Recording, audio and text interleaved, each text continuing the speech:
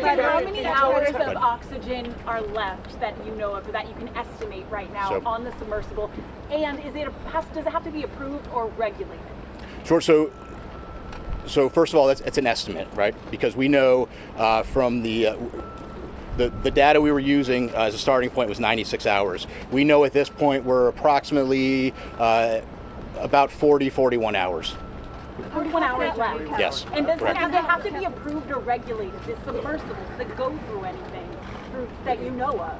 Yeah, I'm not sure of the exact technical piece of that. We know there's about 40 hours of breathable air left based on that initial report. Again, that was just the initial report based on 96 hours from when the vessel.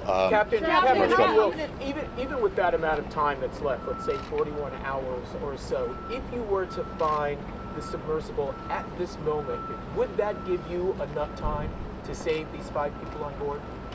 Yeah, I don't know the answer to that question. What I will tell you is we will do everything in our power to effect a rescue. Again, it's going to depend on if the ROV finds something.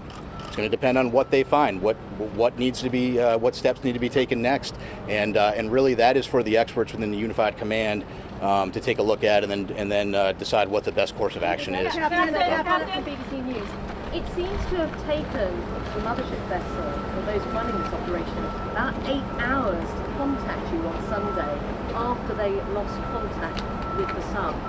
Is that a cause for concern? Listen, right now, our effort and our focus is on searching with what we know.